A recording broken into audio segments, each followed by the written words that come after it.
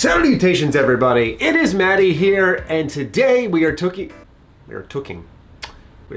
look at Wasteland 3.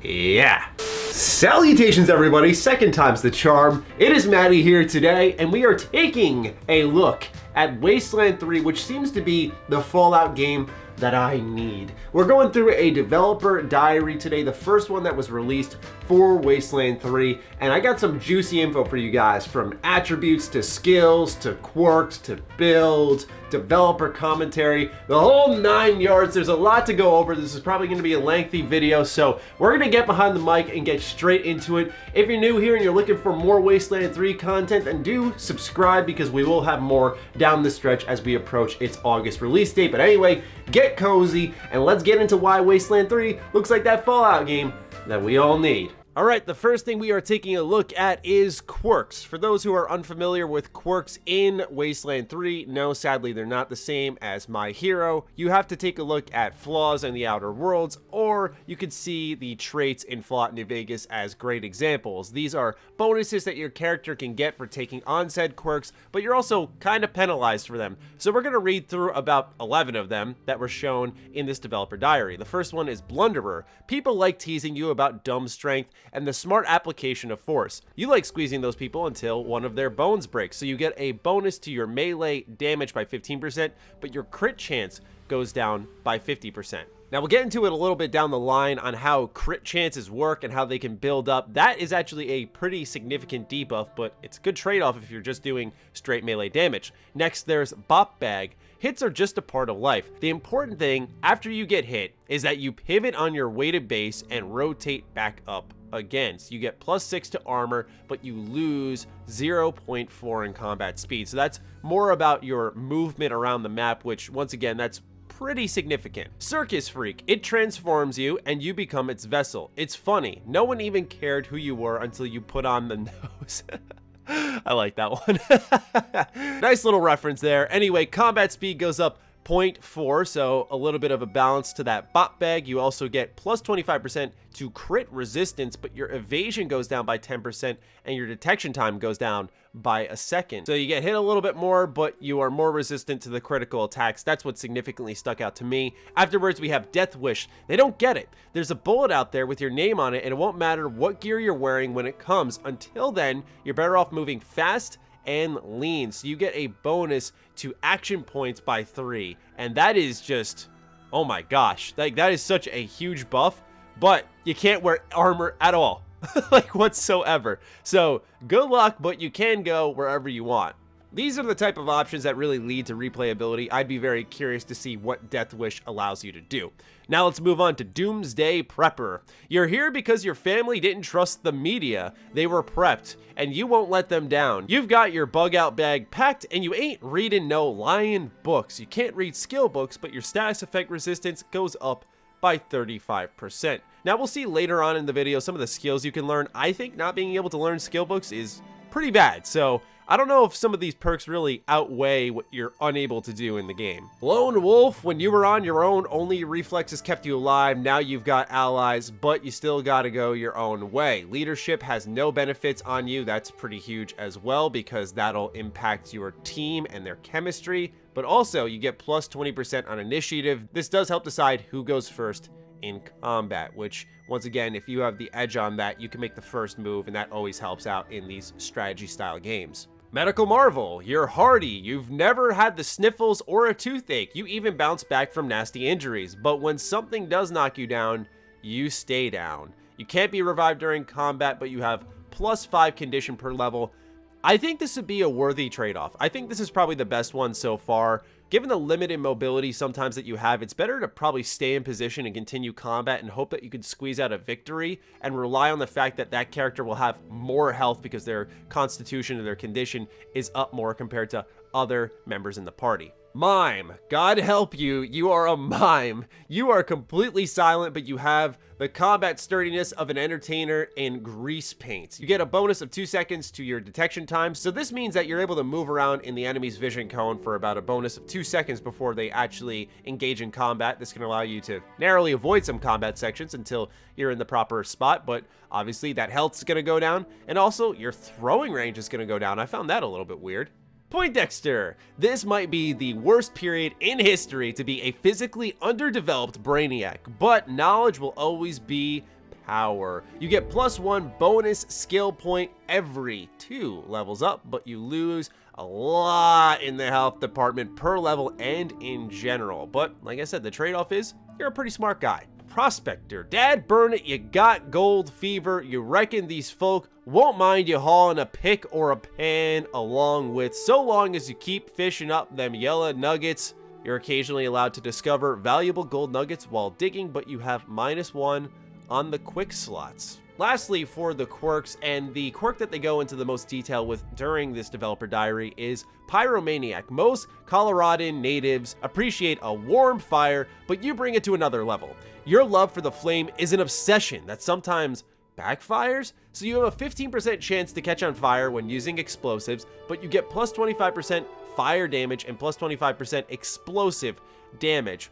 So this means that when you're cooking a grenade, you can take out a group of enemies pretty easily with that bonus, but you might end up hurting yourself, taking yourself out of the fight, and then your teammates will be a little bit upset about that.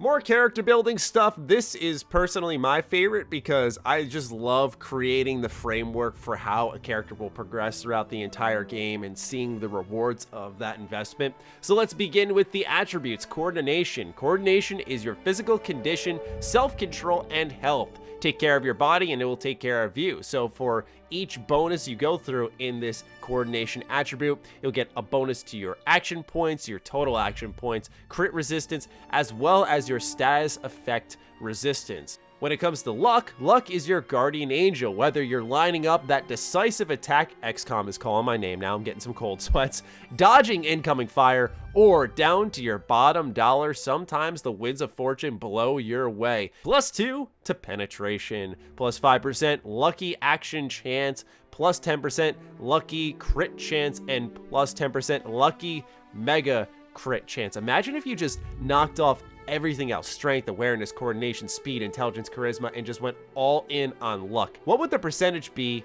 of those crit chances? And would battles be a little bit easier inherently because you were always critting your enemies?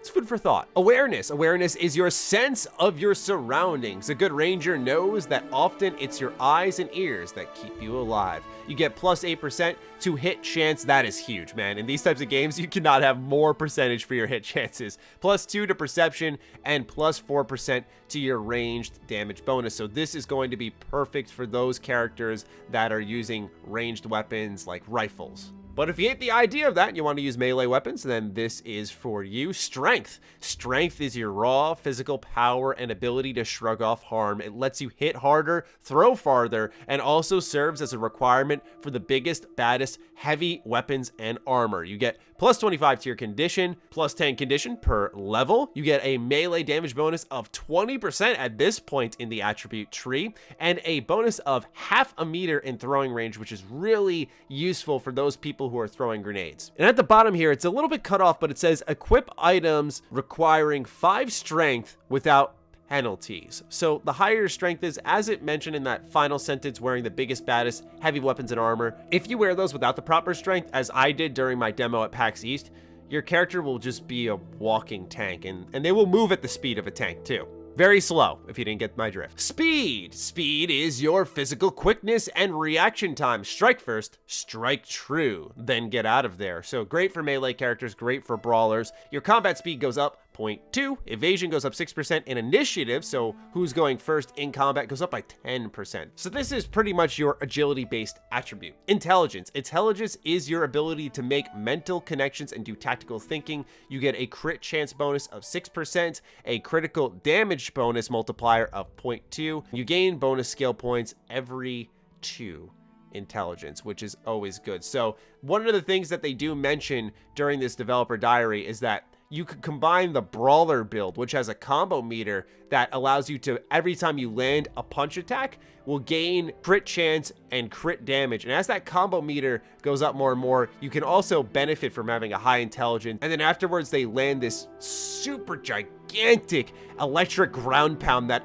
is out of like a fantasy universe, but I guess Wasteland's just like super goofy. It's insane. So there's a lot of combinations that you can cross over with. And lastly, for your attributes is going to be charisma. Pretty self-explanatory, but let's get into it. Charisma represents your force of will when influencing others, but also there are combat benefits. It says, and engaging in combat. Your strike rate goes up 4%. Your leadership range goes up 4 meters, so your teammates benefit from this. Experience bonus. This could be huge because this is just at rank 2 they're looking at, and it says 5%. So imagine if that's at rank 4, that could be extremely helpful for your character. You also get a beneficial companion rogue action chance percentage buff and a mission reward bonus. So charisma seems like the most heavy-handed bonus in my opinion for all builds. When you look at everything else, it seems particular to a playstyle. But when it comes to charisma, outside of strike rate, I think everything else here, any builds could benefit from. I imagine most builds will have at least 5 charisma because of all the bonuses you can get from the missions, the experience, your teammates,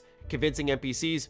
It's just too good. All right, so we get a whole look at skills. We're going to go down this whole skill menu, but we only have a description directly of 2, but most are self-explanatory. So there's combat skills and general skills. Let's begin with combat skills, automatic weapons, big guns. Then we have brawling, which we have a description for. It says brawling makes you more efficient with fist-based weapons. So your brawling weapon hit chance goes up by 3% for just that first rank. And I think because hit chance is there, that's really important to note because that doesn't mean that suddenly when you're in need of a ranged weapon, you can just slap it on your character and they will be proficient with it. They need to invest in that combat skill. So you have to be very smart with how you build. There's melee combat. We also have a description for this. Melee combat makes you more effective with bladed and blunt weapons. Your hit chance once again goes up by 3% in that first rank, and your bladed weapon hit chance also goes up by 3%. Afterwards, we have small arms, sniper rifles, and then in your general skills, there's animal whisperer, explosives, first aid, and sneaky. Well, we're not going to say the second word as much as I'd love to, just because YouTube will demonetize me, but yeah, sneaky thing. Okay.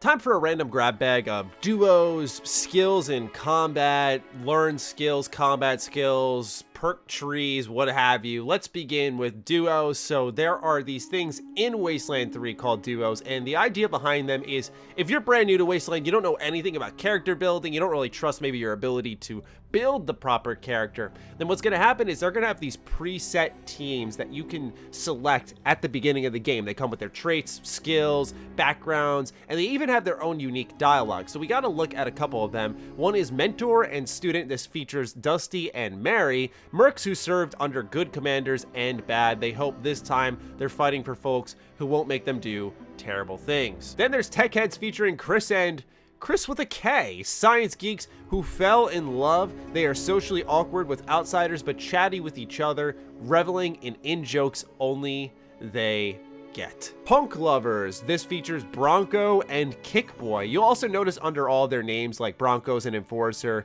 Kickboy is a mechanic, so these are sort of their, I put this in quotes, classes. Anyway, punk lovers, thrills, kills, and spills are the life breath of these star-crossed punk rock lovers who fought their way out of the cult they were raised in. Now, this duo was a personal favorite of the director in the video. It's William and Lee Sing, and it's a father and daughter relationship.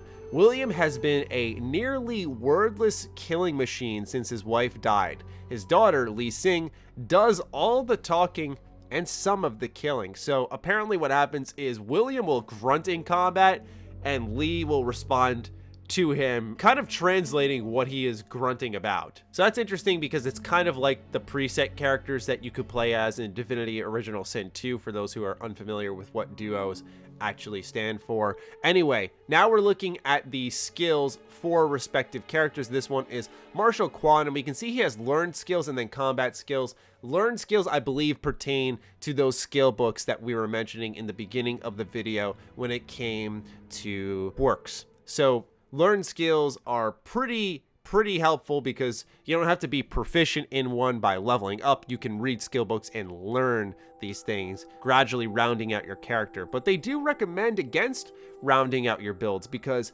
everyone, if they're using the same ammo type, for example, you're draining your resources so quick. If everyone's using 308 ammo, you're screwed, right? You need everyone using a variety weapon, 556, 308, 44, and so on and so forth. Now we get a look at Shell Shock, the level 19 trooper, and some of the perk points that you would be able to spend on said perks within the automatic weapons, the melee combat, the small arms trees. Unfortunately, you don't really see much until later in the video where we get a glimpse at a couple. One is Terrorizer. Remember that kid who always tried to burn bugs with a magnifying glass? Yeah, that kid was you. Flamethrower attacks engulf targets, reducing their hit chance by 25%. So a pretty significant buff there if you're investing in flamethrowing for your character. Then there's Pressure Cooker. They wanted to hide inside their vehicle. It's only fair you give them a hot box. New ability available at this point. It's called the Pressure Cooker, which will cost you 5 action points in combat, which is a significant amount. Superheat an enemy's vehicle with your flamethrower. Deals 40% of the vehicle's condition in fire damage over the next 2 turns and prevents the vehicle from taking any actions. So yeah, vehicles look like a really tough enemy in Wasteland, as I imagine they should be, because you're usually a group of rangers with just a Kodiak, which we'll talk about in a little bit. So being able to take that out with ease is definitely nice. Steady Shot. If you hunker down, even a heavy MG can be tamed. Gain 20% evasion and 20% hit chance in low cover when using a heavy machine gun. Beautiful. Widespread, more pain, more gain. Increase the firing arc of the heavy guns and flamethrower by 35%. So yeah, all of these are flamethrower perks and they're fantastic. And I imagine if that applies to a flamethrower, I can't wait to see what a simple assault rifle does, what a melee weapon does, what the brawlers can do. And so these perks can activate, as you saw earlier with the Pressure Cooker abilities in combat. So one we see is Trick Shot, which does 25 to 35 damage. On success, it applies damaged weapon. It's usable in combat or exploration. It says fire a handgun that has a minus 50% hit chance. If this attack hits, you gain an instant +3 action points and your strike meter is instantly filled. Deals 100% damage versus marked targets. So the buff is significant, but your hit chance is pretty minimal because it's already cut in half, and that's not applying things like weather or if they're in cover or how far you are from them. So it's a pretty tough shot to hit, but if you do land it, 3 action points in your pocket. Pretty helpful and could be clutch in certain situations. Afterwards is Puncturing Shot. 5 damage times 3. On success, applies damaged armor. Usable once again in combat or exploration. Fires an assault rifle that punctures through multiple enemies, hitting anyone in its path. Deals 100% damage versus stunned targets. So once again, that final sentence there, being able to do bonus damage against stunned targets is huge for your play-by-plays. You can plan that out, which is nice. Lastly, Thundering Strike. This was the ground pound I told you guys about. Charge up this ability with each successful attack. Leap up and slam the weapon on the ground, sending out a stunning shockwave around you, and this looks nutty, I'm gonna be honest. Last, but certainly not least, we have our trusty vehicle known as the Kodiak, which you can, surprise, surprise, customize. We can change its chassis, its weapon, mortar, armor plating, AI module, and utility. Let's take a look at the armor plating. Alloy vehicle plating. These layered armor plates were salvaged from wrecked tanks. Very heavy, but amazingly tough. Plus 250 to condition, plus 60 armor, and minus 0.8 to combat speed. So this thing turns into an actual hulking tank, and that's good, especially for maybe beginners, but you don't get around as easily. So this can't be as versatile of a combat option as you would hope for. Heavy vehicle plating. Reinforced armor plate that will resist the worst punishment the Wasteland can dish out. It gives plus 300 to condition and plus 40 to armor, but it requires a Dominator chassis to equip. Impact vehicle plating, tough armor plate made to withstand hard impacts like crashing through barriers or running over slow-moving raiders, plus 200 to condition, plus 2 action points in general to your max, as well as 20 armor, a healing bonus of 50%, and an impact damage of 10. This requires the Defender chassis or Deliverer chassis or Dominator chassis, so a lot of options for this. This one seems pretty good as far as I'm concerned. Insulated vehicle plating. These specially designed armor plates are made to resist the effects of harsh environmental conditions. Plus 180 condition, plus 20 armor, plus 50% to cold resistance, energy resistance, and fire resistance, as well as explosive resistance. But once again, it requires a specific chassis, which I can't imagine is going to be easy to get. Light vehicle plating. Wow, there's just a ton of stuff here. Improvised sheet metal plating that's effective against most small arms fires and harsh language. Oh man, so you can't curse this thing out. Anyway, plus 100 to condition, plus 16 to armor. Interesting that the light plating doesn't affect your movement around the map. Very curious there. So there's a stock chassis. This is pretty much what the vehicle itself will come with, plus 100 impact damage. Defender chassis, which gives a bonus to 300 condition, as well as your world map speed going up by 25%. So when you're roaming from location to location out of combat, that's what's being impacted there. Plus, speaking of impact, your impact damage goes up by 250 with this chassis. Deliverer chassis, plus 750 condition with a world map speed bonus of 50% and impact damage of 500. And Dominator just increases it as you'd expect, 1,850 to condition with a world map speed of 75% bonus and impact damage at 900. You can customize ornaments to be on your vehicle, little cosmetics there, and there's even a goat cannon. I'm not kidding. Look, a goat cannon, guys. You could actually use this in combat.